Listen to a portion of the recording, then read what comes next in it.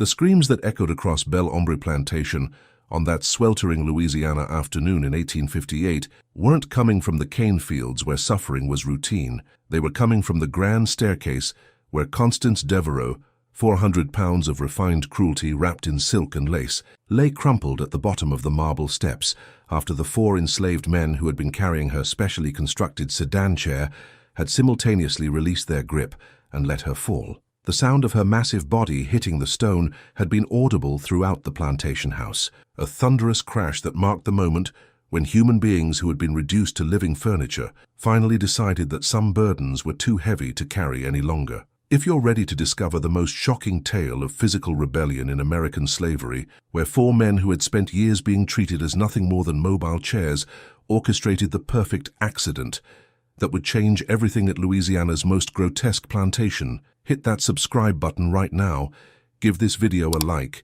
and tell me in the comments where you're watching from, because what happened when Constance Devereux's human carriers finally refused to bear her weight will make you reconsider everything you thought you knew about the physical intimacy of oppression and the breaking point of human endurance. The fall that had sent Constance tumbling down 20 marble steps had been no accident, though it would be reported as such to the authorities who came to investigate why one of Louisiana's wealthiest widows now lay screaming with a shattered hip and multiple fractures that would confine her to bed for the rest of her life. The 4 men who had dropped her, Marcus, Joshua, Benjamin, and Samuel, had spent 3 months planning this moment with the precision of engineers, calculating the exact angle and force needed to cause maximum injury while maintaining plausible deniability about their intentions. The transformation that had reduced Constance from an already large woman into a 400-pound invalid, incapable of independent movement, had occurred gradually over the 15 years since her husband's death, as grief, gluttony, and a pathological refusal to exercise had expanded her body to proportions that made normal mobility impossible. But instead of accepting the natural limitations that her size imposed, Constance had solved her mobility problem by purchasing 4 of the strongest enslaved men on the New Orleans market and training them to serve as her personal transportation system, human beasts of burden whose sole purpose was to carry her massive weight wherever she wished to go. The year was 1858, and Louisiana's sugar plantations had reached the peak of their profitability, producing wealth that exceeded even the cotton kingdoms of Mississippi and South Carolina. The combination of fertile soil, ideal climate, and access to New Orleans markets had made sugar planters like the Devereux family some of the richest people in North America. Their fortunes built upon a form of agriculture so brutal that enslaved people in the cane fields had life expectancies measured in single-digit years. Belle Ombre Plantation sprawled across 12,000 acres of prime sugarland along Bayou Teche, its boundaries marked by ancient cypress trees, whose roots had been nourished by the blood and sweat of 5 generations of enslaved laborers. The plantation house, a monument to excess that combined French colonial architecture with Greek revival pretensions, rose from the landscape like a white temple to gluttony. Its oversized rooms and reinforced floors, specifically designed to accommodate Constance's extraordinary bulk and the elaborate furniture required to support her weight. Mistress Constance Devereux, 52 years old and widow of Philippe Devereux, who had died 15 years earlier, leaving her as sole owner of Belle Ombre and its 600 enslaved souls, represented a unique form of oppression that combined the systematic cruelty common to all slaveholders with the specific degradations that came from using human beings as furniture and transportation. Her enormous size, which had grown from merely overweight to genuinely obese, to finally morbidly elephantine, had been enabled by wealth that allowed her to consume quantities of food that would have fed entire families in the slave quarters for weeks. The reputation that Constance had cultivated throughout Louisiana society was paradoxical. She was viewed simultaneously as an object of pity for her physical condition and as a figure of admiration for her refusal to let that condition limit her social activities or diminish her authority over her plantation. The specially reinforced carriages that transported her to social gatherings in New Orleans, the custom-built furniture that could support her weight, and most notably, the 4 enslaved men who carried her everywhere within Belle Ombre had become legendary throughout the region. Constance's approach to managing her physical limitations had evolved into a system that reduced human beings to the status of animate objects, living tools whose purpose was solely to compensate for her inability to move under her own power. The sedan chair that the four men carried wasn't simply transportation. It was a throne that elevated Constance above everyone else, both literally and symbolically, reinforcing the plantation hierarchy while demonstrating her absolute power over bodies that existed solely to serve her needs. The four men who had been selected to serve as Constance's carriers represented the cream of Bel Ombre's enslaved population in terms of physical strength and endurance. Marcus, 35 years old and standing 6 feet 4 inches tall, with a muscular frame built through years of brutal labor in the cane fields. Joshua, 32 years old and possessing the kind of upper body strength that came from a lifetime of heavy lifting. Benjamin, 29 years old and known throughout the plantation for his stoic endurance of pain and discomfort. Samuel, 27 years old and the youngest of the group, whose intelligence and quiet leadership would prove crucial to planning their eventual rebellion. The selection process that had brought these four men from the cane fields to serve as Constance's personal carriers had been presented as a promotion, a reward for their exceptional physical capabilities. But the reality was far more degrading than any fieldwork could have been, as they discovered that being Constance's carriers meant reducing themselves to the status of furniture, expected to remain perfectly still and silent while supporting her enormous weight for hours at a time. The daily routine of serving as human transportation for a 400-pound woman had proven to be more physically and psychologically devastating than the men had imagined possible. They were required to carry Constance everywhere she wanted to go within Bel Ombre's vast house and grounds, from her bedroom to her dining room, from the main house to the gardens, from the first floor to the second floor up staircases that tested the limits of their strength and coordination. The sedan chair itself was a marvel of engineering that represented both the ingenuity and the moral bankruptcy of slavery. Constructed of reinforced hardwood with leather seats and brass fittings, it weighed nearly 200 pounds empty and over 600 pounds when occupied by Constance's massive form. The four carrying poles extended from the chair's frame, designed to distribute the weight across all four carriers' shoulders in a configuration that required perfect synchronization to maintain balance and prevent tipping. The physical toll of carrying this burden manifested in bodies that were systematically destroyed despite their exceptional strength. Marcus's shoulders bore permanent grooves where the carrying poles had pressed into his flesh for hours each day over 3 years. Joshua's back had developed chronic pain that made sleep difficult and normal movement agonizing. Benjamin's knees had begun to fail under the repeated stress of climbing stairs while supporting a share of 600 pounds. Samuel's hands had become calloused and deformed from gripping the poles with the constant tension needed to maintain balance. But the physical suffering was accompanied by psychological degradation that was in some ways more devastating than the bodily damage. The four men were required to maintain perfect silence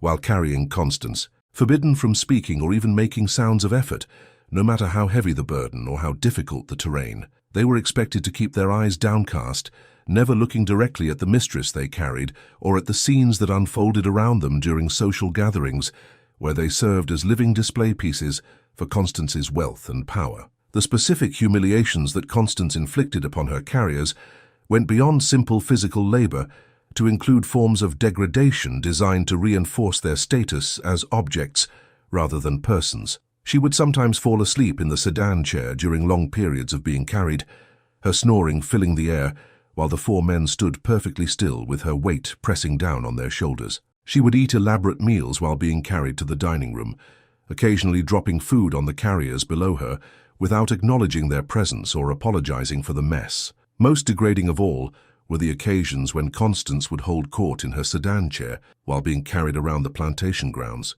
inspecting operations and issuing orders while literally elevated above the enslaved people whose labor created her wealth. The symbolism was brutally clear. White authority literally rested on black bodies, and those bodies existed solely to support weight they had not chosen to bear. The breaking point that would lead to the carefully planned accident had been building for months, as the four carriers began to discuss among themselves whether there was any form of resistance that could improve their situation without resulting in their immediate execution. The conversations occurred during the brief moments when they were alone together, usually late at night in the quarters they shared, speaking in whispers that wouldn't carry to the other enslaved people who might inadvertently reveal their plans. Samuel, the youngest but most intellectually gifted of the group, had been the one to first articulate what the others had been thinking, but hadn't dared to voice. "She treats us worse than the mules that pull her carriage," he had observed during one of their secret meetings. "At least mules get to rest when they're tired. At least nobody expects mules to pretend they don't feel pain or exhaustion. We're not even animals to her. We're furniture that happens to breathe." The plan that emerged from these desperate conversations was both simple and brilliant in its exploitation of the physics involved in carrying 400 pounds up a marble staircase. The men had observed that the most dangerous part of their daily routine was the twice-daily trip between the first and second floors of Belle Ombre's main house, navigating 20 steep marble steps while maintaining the perfect balance needed to keep Constance's chair level and stable. The orchestration required for their rebellion was complex because all four men would need to release their grip simultaneously to ensure that Constance fell rather than simply tipping to one side. A coordinated drop required split-second timing and absolute trust among all participants. As any hesitation by even one carrier would alert Constance and expose their intentions before the plan could be executed. The signal they had agreed upon was devastatingly simple. Samuel, positioned at the front right corner of the chair, would deliberately stumble as they reached the 7th step, the precise point where the physics of the situation would ensure maximum momentum for Constance's fall. The other three men would have less than a second to recognize the signal and release their grip, allowing the sedan chair and its massive occupant to tumble down the remaining 13 steps with enough force to cause serious injury, but stopping short of the kind of catastrophic trauma that would make their intentions obvious. The psychological preparation for this act had been the most difficult aspect for men who had been trained from childhood to view any form of resistance as both practically impossible and morally wrong. The plantation system had succeeded for generations precisely because it convinced enslaved people that rebellion was futile and that acceptance of their condition was the only rational response to circumstances beyond their control. Breaking through this psychological conditioning required the four carriers to fundamentally reimagine their relationship to authority and to accept that they possessed the power to change their circumstances even at great personal risk. The months leading up to the planned rebellion had been marked by increasingly cruel treatment from Constance,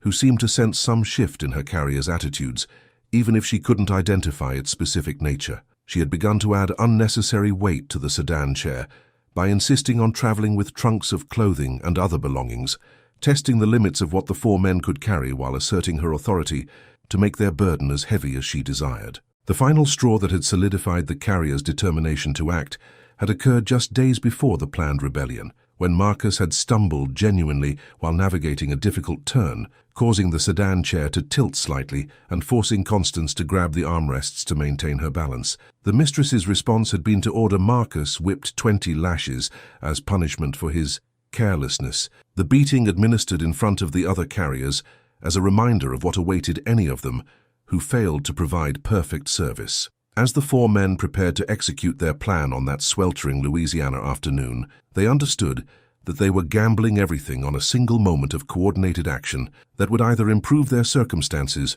or result in their deaths. The mansion's marble staircase stretched before them, its polished steps reflecting the afternoon sunlight that streamed through the high windows, while Constance sat in her throne oblivious to the fact that the men who carried her had finally decided that some weights were too heavy to bear any longer. The sound of Constance's voice giving instructions about where she wanted to be carried next would be the last words she spoke as a mobile woman. As the four carriers exchanged glances that communicated their final commitment to the plan, Samuel's deliberate stumble on the 7th step, the instantaneous release of 8 hands from 4 carrying poles, and the sight of 400 pounds of refined cruelty tumbling toward the marble floor marked the moment when living furniture remembered they were human beings with the power to put down burdens they had never chosen to carry. The transformation of 4 field hands into human furniture had begun 3 years earlier, with a selection process that Constance Devereux had conducted with the same care that other plantation mistresses might apply to choosing fabric for new draperies or selecting livestock for breeding purposes. Standing on the gallery of Belle Ombre's main house, supported by a specially reinforced chair that groaned under her weight, Constance had reviewed the plantation's entire male enslaved population to identify the physical specimens capable of bearing her burden without breaking down too quickly or requiring expensive replacement. Marcus had been the first selected, his imposing height and muscular frame making him the obvious choice for the front left position that would bear the greatest share of weight when the sedan chair navigated stairs or uneven terrain. But the physical attributes that had recommended Marcus for this dubious honor also concealed a man whose intelligence and dignity had survived 15 years of brutal labor in Bel Hombre's cane fields, where the mortality rate was so high that new enslaved people had to be purchased annually to replace those who had been literally worked to death. The education in suffering that Marcus had received during his years as a field hand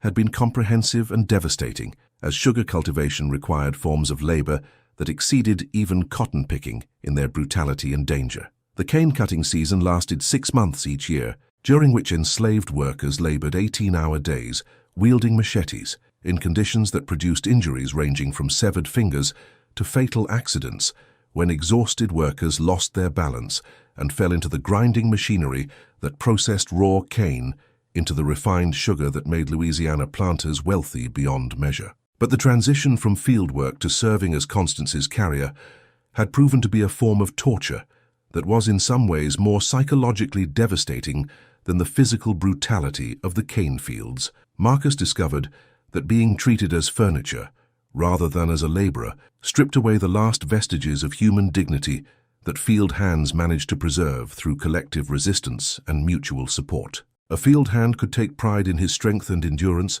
could find meaning in solidarity with fellow workers, could maintain some sense of agency through the small acts of sabotage and resistance that characterized enslaved people's responses to their oppression. But a human chair possessed no such sources of dignity or resistance.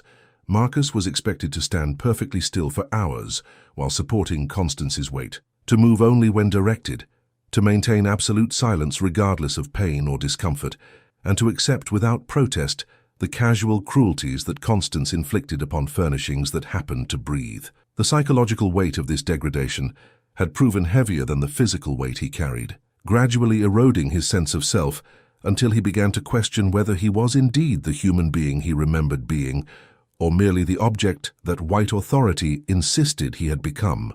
Joshua's selection as the front right carrier had been based on his exceptional upper body strength, developed through years of loading sugar barrels onto riverboats that transported Bel Hombre's production to New Orleans markets. At 32 years old, he possessed the kind of raw power that came from repeatedly lifting weights that would have broken ordinary men, but he had also developed the chronic back pain that was the inevitable result of such labor performed without adequate rest or medical care. The specific cruelty that had defined Joshua's experience as Constance's carrier involved the mistress's habit of shifting her enormous weight without warning, forcing the carriers to constantly adjust their grip and balance to prevent tipping. These sudden movements, which occurred dozens of times each day, created stresses on Joshua's already damaged back that gradually transformed manageable pain into agony that made even basic movements excruciating. The nights he spent lying awake because he couldn't find a position that didn't cause his spine to scream in protest had become opportunities for rage to build,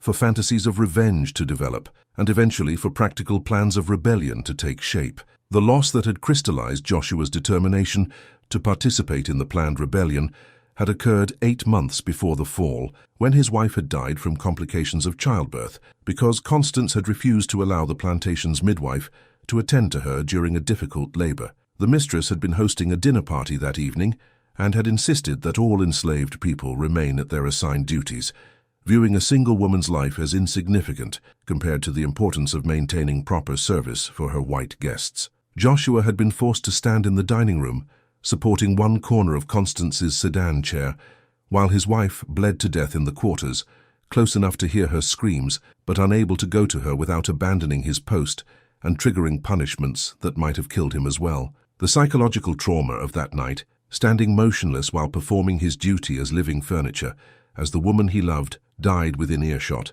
had transformed Joshua from a man who accepted his enslavement as inevitable into someone capable of coordinated violence against the mistress who had demonstrated that black lives meant absolutely nothing compared to white convenience. Benjamin's role as the rear left carrier had been assigned based on his reputation for stoic endurance of pain and discomfort, qualities that Constance valued in furniture that might be required to maintain uncomfortable positions for extended periods. But this apparent strength concealed a man whose silence was actually a survival strategy developed during childhood, when he had learned that any display of emotion or complaint would trigger punishments from masters who viewed enslaved children's suffering as necessary discipline rather than as evidence of human capacity for pain. The systematic degradation that Benjamin had endured during his 3 years as Constance's carrier had been compounded by the mistress's habit of using him as a footrest when she was seated in the sedan chair, pressing her considerable weight onto his bent back while he knelt beside the chair supporting its corner with one hand. This position, which Constance seemed to find comfortable and which she would maintain for hours while reading or receiving visitors, created stresses on Benjamin's knees and spine that had gradually destroyed his ability to kneel or squat without experiencing pain so severe it brought tears to his eyes. The breaking point for Benjamin had come during a social gathering when Constance had used him as a footrest for 4 consecutive hours while entertaining Charleston ladies who had come to admire her plantation and her innovative solution to her mobility problems.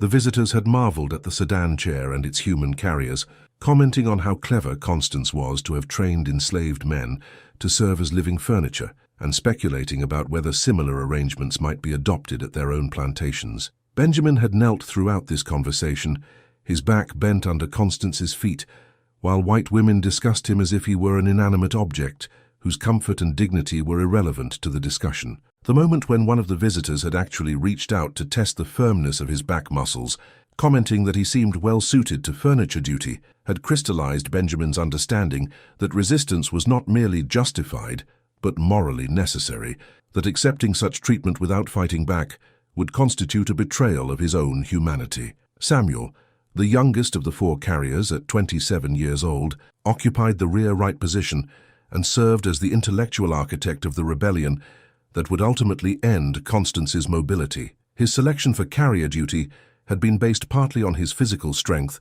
but also on his reputation for intelligence, as Constance had wanted at least one carrier who could understand complex instructions and coordinate the movements of the other 3 men when navigating difficult terrain or tight spaces. But the intelligence that had recommended Samuel for this position also made him the most dangerous of the 4 carriers from Constance's perspective, as he possessed the analytical abilities needed to identify the vulnerabilities in the system that enslaved him and the strategic thinking required to develop plans that could exploit those weaknesses. His education, such as it was, had been acquired secretly through interactions with enslaved people who could read and through careful observation of the world around him that allowed him to understand cause and effect relationships that most people took for granted. The specific indignity that had pushed Samuel toward active rebellion involved Constance's habit of conducting business meetings while seated in her sedan chair, forcing the 4 carriers to stand perfectly still for hours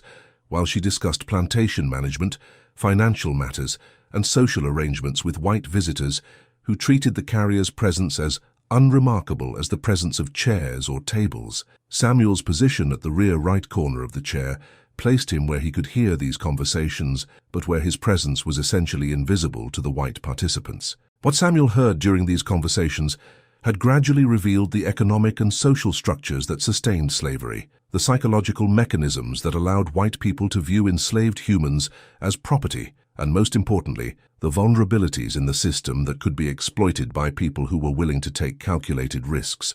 He had learned that Constance's authority rested not on any inherent superiority, but on a combination of wealth, social position, and the willingness of other white people to support her use of violence and degradation to maintain control over her enslaved population. The plan that Samuel had developed for the rebellion drew upon 3 years of careful observation of the sedan chair's physics, the staircase's geometry, and the typical responses of white authority to accidents involving enslaved people. He had calculated that a fall from the 7th step would generate enough momentum to cause serious injury, while stopping short of obviously fatal trauma, that Constance's enormous weight would make the fall more damaging than a similar accident involving a normal-sized person, and that the sudden nature of the accident would make it difficult for investigators to determine whether the carriers had dropped her deliberately or whether the fall had resulted from genuine loss of balance. The psychological preparation that all 4 men had undergone in the months leading up to the planned rebellion had required them to overcome deeply ingrained conditioning about the futility of resistance and the inevitability of white authorities' triumph over any challenge to its power. The conversations that occurred during their secret nighttime meetings had gradually transformed their understanding of their situation, as they came to recognize that the power imbalance they had accepted as natural was actually maintained through violence and psychological manipulation rather than through any inherent superiority of their oppressors. The development of their plan had been complicated by the need for absolute secrecy, as discovery of their intentions would have resulted in immediate execution, carried out in ways designed to terrorize the rest of Bel Hombre's enslaved population into continued submission. The four men had learned to communicate through subtle gestures and facial expressions that would be invisible to white observers, but which conveyed complex information among themselves. A slight nod might indicate readiness to discuss plans during the next opportunity. A particular pattern of eye movements could signal concern about surveillance, and the positioning of hands on the carrying poles could communicate agreement or disagreement, with proposals being silently debated. The broader context of their rebellion was shaped by increasing tensions throughout the South in 1858, as the political conflicts that would eventually lead to civil war created an atmosphere of anxiety among slaveholders who sensed that their system was becoming less stable despite their public assertions about its permanence and necessity. Reports of resistance activities throughout Louisiana and neighboring states had made plantation owners more vigilant about potential rebellions, while also creating opportunities for enslaved people who understood that white authorities' attention was divided between maintaining local control and worrying about larger political developments. The lifestyle that had made Constance's extraordinary obesity possible represented the most grotesque extremes of plantation wealth and its capacity to corrupt those who possessed it. Her daily food consumption exceeded what entire enslaved families might eat in a week, ranging from elaborate breakfasts of eggs, bacon, biscuits, and pastries to multi-course dinners featuring imported delicacies that cost more than most enslaved people's annual economic value to their owners. The kitchen staff at Bel Hombre worked under constant pressure to satisfy Constance's insatiable appetite, while also preparing meals for the white visitors who frequently stayed at the plantation. The enslaved women who cooked her food had developed elaborate techniques for creating dishes that could support the weight of the sauces, gravies, and butter that Constance demanded on everything she consumed. The sheer quantity of food that passed through Bel Hombre's kitchens to satisfy one woman's gluttony stood as testament to an economic system that could provide unlimited luxury to white owners while starving the enslaved people whose labor created that wealth. The physical mechanisms that allowed Constance to continue consuming such quantities,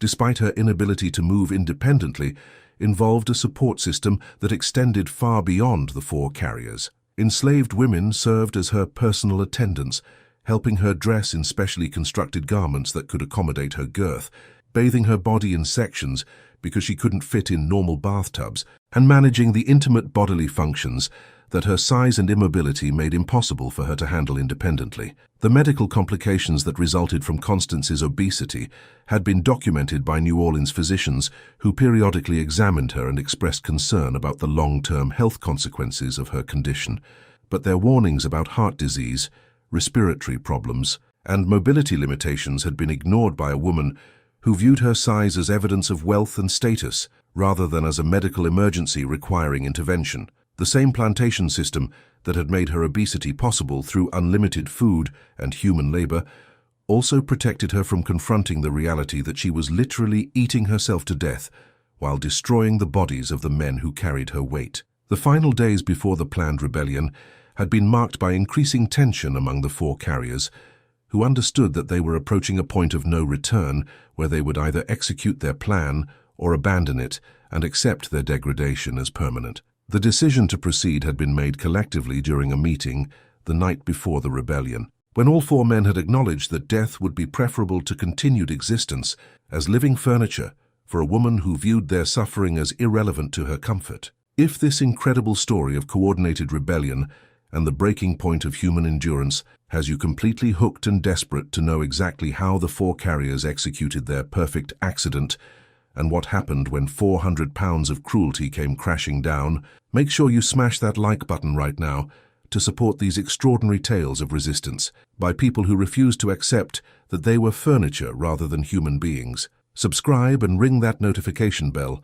so you never miss our deep dives into the most shocking true stories of courage, coordination, and the moment when oppressed people finally say, "No more." Drop a comment below telling me where you're watching from and whether you think the carriers were justified in what they did. I love hearing diverse perspectives from viewers around the world who engage with these complex moral questions about resistance, violence, and justice. The stage was set for the rebellion that would transform Bel Ombre Plantation as 4 men prepared to coordinate the single perfect moment that would end their degradation and forever change the life of the woman who had reduced them to objects. The execution of the rebellion that would end Constance Devereaux's mobility began at precisely 2:30 on a sweltering Louisiana afternoon when the 4 carriers lifted her sedan chair for what would prove to be the final time they would bear her weight as compliant human furniture. The afternoon sunlight streaming through Bel Ombre's high windows cast long shadows across the marble staircase as Marcus,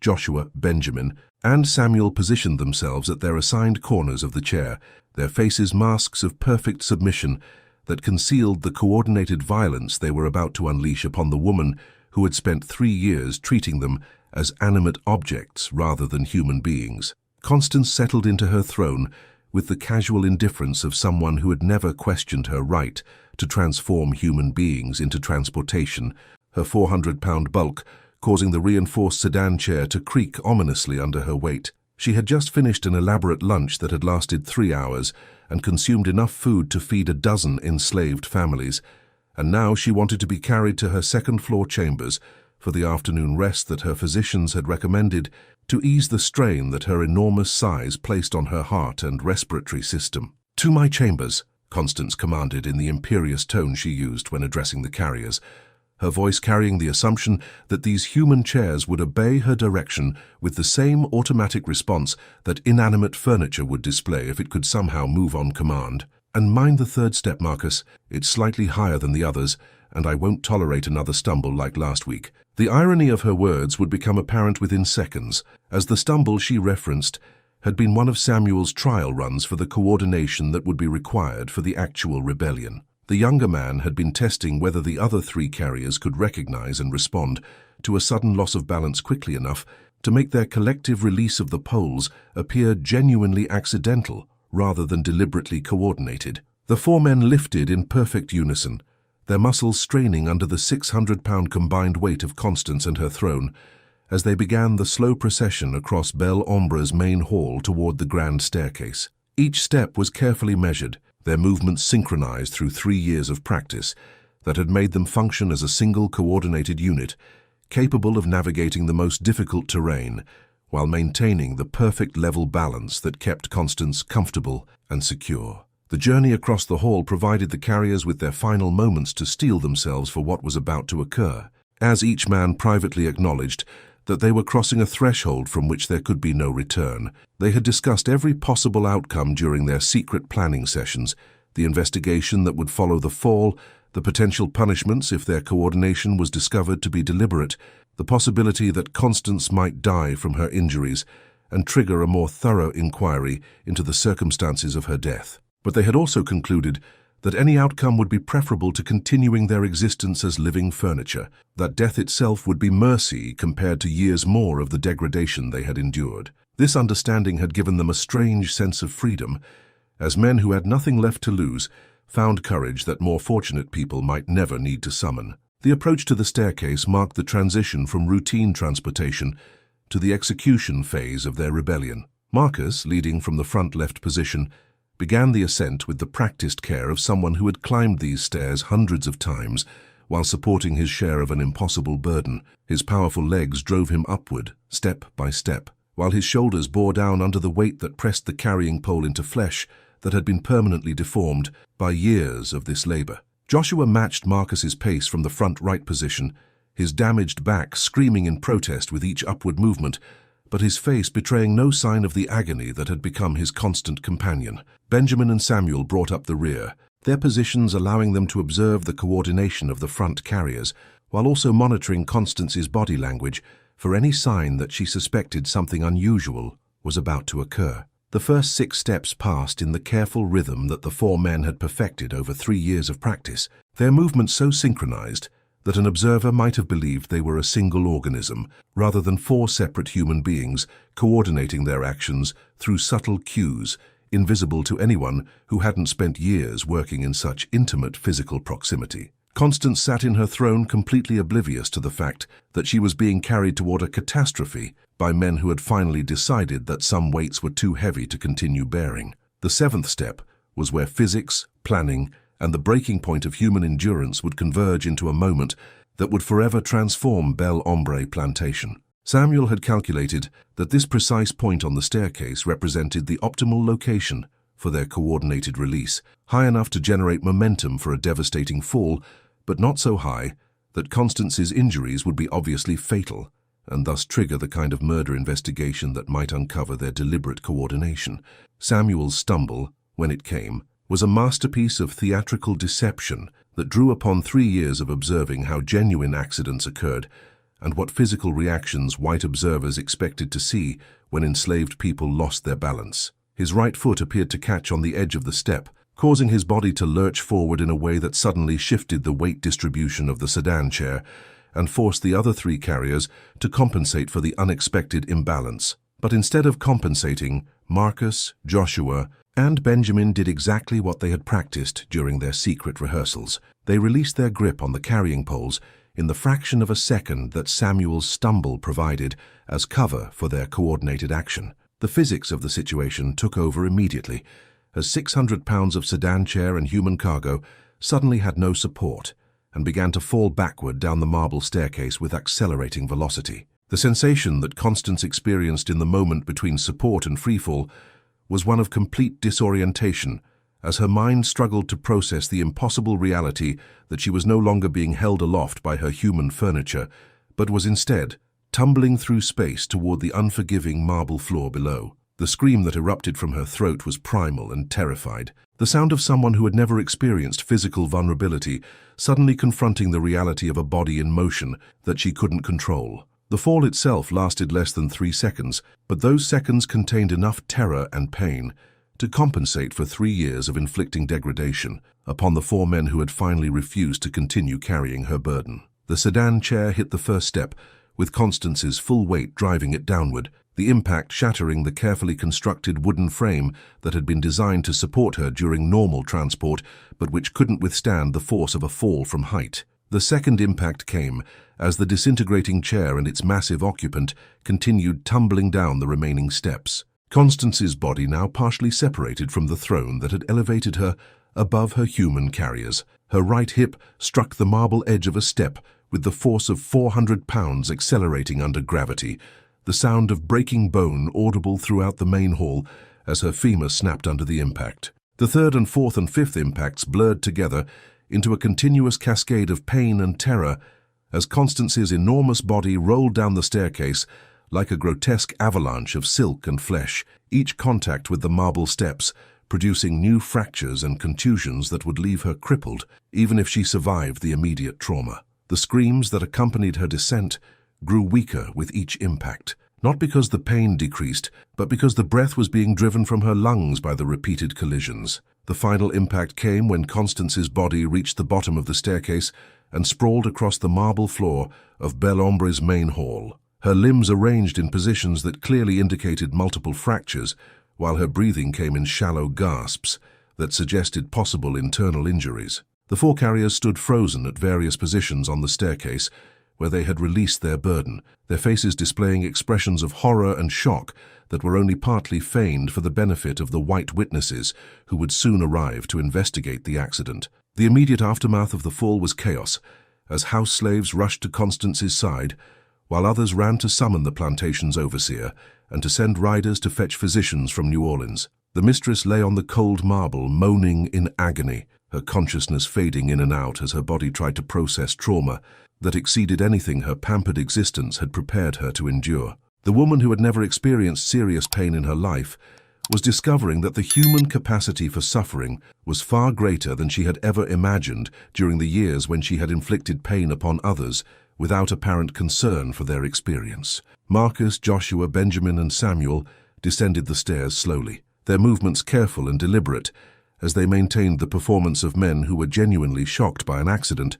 rather than perpetrators of a coordinated act of violence. They gathered around the fallen mistress with expressions of concern that appeared entirely genuine to the white observers who were beginning to assemble in response to Constance's screams. "We were almost to the top," Samuel said to the overseer who had arrived and was demanding an explanation for what had occurred. "I stumbled on the 7th step.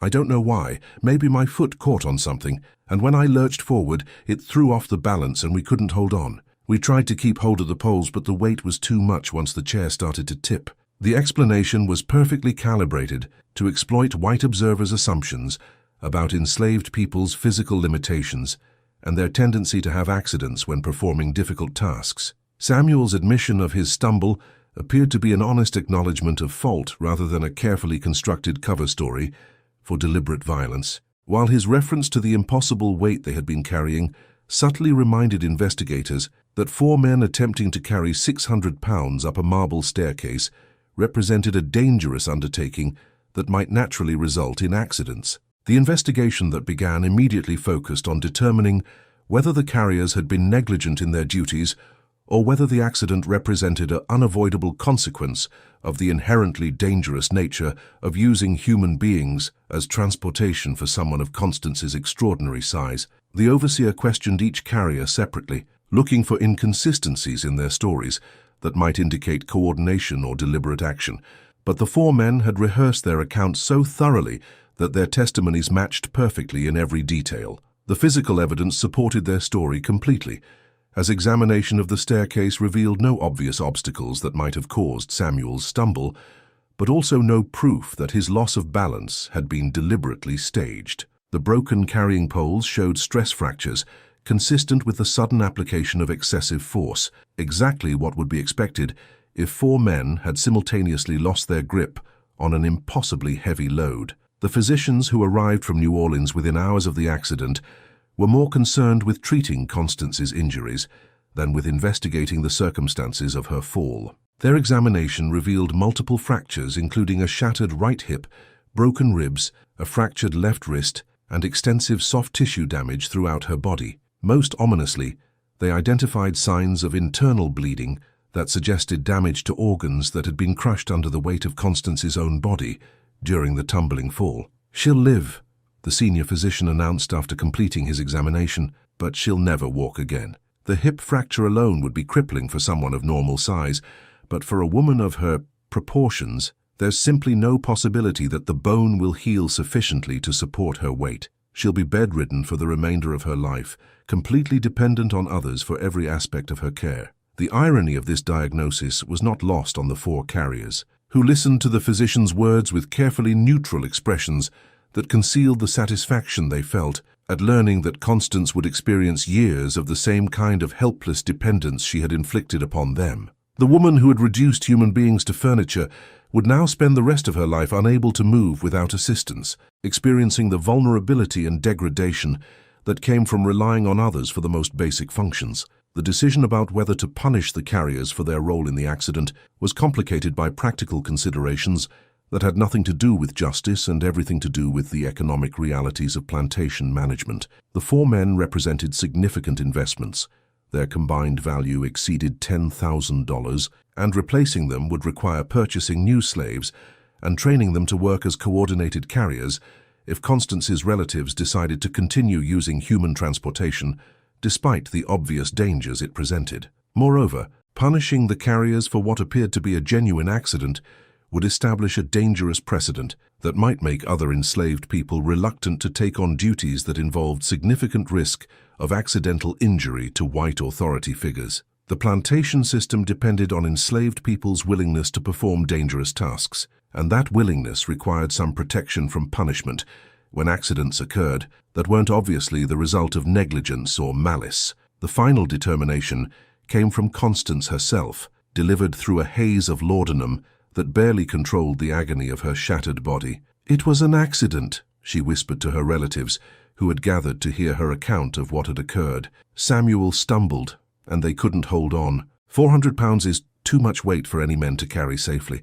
I should never have expected them to carry me upstairs." The admission represented the closest that Constance would ever come to acknowledging that her use of human beings as furniture had been not merely cruel but dangerously impractical, that the system she had devised to compensate for her obesity had been built upon assumptions about enslaved people's physical capabilities that exceeded the limits of what any human bodies could safely sustain. Her words effectively exonerated the carriers of any wrongdoing, while also serving as an implicit acknowledgement that her own choices had created the conditions that made the accident not merely possible, but perhaps inevitable. The 4 men who had executed the perfect coordination received no punishment for their role in Constance's fall, but neither did they receive any recognition for the extraordinary courage it had required to collectively refuse to continue bearing an impossible burden. They returned to fieldwork within days of the accident, their bodies scarred by 3 years of service as human furniture, but their spirits strengthened by the knowledge that they had successfully resisted their degradation in a way that no white authority could punish or even fully comprehend. The transformation of Bel Hombre's power structure that followed Constance's fall would unfold over the months and years ahead. As the mistress who had ruled with absolute authority found herself reduced to complete helplessness, while the 4 men who had dropped her discovered that resistance was possible even in the most oppressive circumstances. The fall that had lasted 3 seconds had created consequences that would echo through the remaining years of slavery in Louisiana and beyond. The crash that reduced Constance Devereaux from the haughty fat widow of Louisiana to a helpless invalid sent ripples through Bel Hombre plantation and beyond, transforming not just her personal reality, but the social fabric of antebellum Louisiana's slave society. Word of the accident quickly spread along Bayou Teche and then across parishes, recycled, embroidered, and whispered about in both the grand homes of planters and the crowded quarters of the enslaved. The story of the 4 men who had carried the burden of her weight and finally laid it down so perfectly became a kind of myth among the enslaved, a lesson in the real if dangerous power of collective will. After the public chaos and the discreet but thorough investigation, Constance Devereaux was left permanently bedridden. Her frame, already suffering under morbid obesity, could not recover from the breaks, dislocations, and internal wounds. Her appetite remained, but her mobility was gone for good. Within months, muscles and joints atrophied. Once the terror of Bel Hombre, her formidable presence was now reduced to a sullen, frustrated voice that depended on those she formerly abused for every scrap of comfort, care, and basic dignity. There would be no more sedan chair, no more grand entrances, no more living furniture. Her world shrank to the walls of her bedroom and the daily humiliation of requiring help with each movement and bodily function. Constance's new life depended entirely on the enslaved women assigned to nurse her. Though she retained her haughty voice and cruel temper, her carers now wielded far more subtle power. They could keep her waiting for food, water, or assistance. They decided whether she would be made presentable for rare guests or left languishing in indignity. Each of them, some of whom had previously dressed her or brought her meals while she abused her human chairs, now watched the one-time mistress with a satisfaction that was barely concealed. The 4 men, Marcus, Joshua, Benjamin, and Samuel, were returned to the fields within a week of the accident, placed in hard labor as punishment on paper, but without the whippings or executions that might otherwise have been expected. Bel Hombre and its overseers needed their strength too much, and their coordinated story had left no clear sign of conspiracy. Only the other enslaved people, who saw more than whites ever would, understood the quiet flashes of pride, the new solidarity, the emboldened way these men carried themselves after the accident. For the carriers, life was still brutally hard, but something essential had changed. Their act became legend in the quarters, the 4 who had stopped being furniture and shown how even the most powerless could draw a boundary and refuse further humiliation. Many whispered about the day the chair fell, and songs and tales all around Bayou Teche quietly celebrated the moment when human burdens had, at last, been dropped. Constance's continued existence depended on the goodwill of people she could no longer terrify. When her extended family came to inspect Bel Hombre and perhaps claim a piece of the inheritance, they were appalled by her condition, but also by the extent to which she was now at the mercy of the very people whose lives she had once dominated. Some relatives tried to force her care on new arrivals, but every time, the cycle of resentment and subtle sabotage reappeared. The plantation's reputation suffered.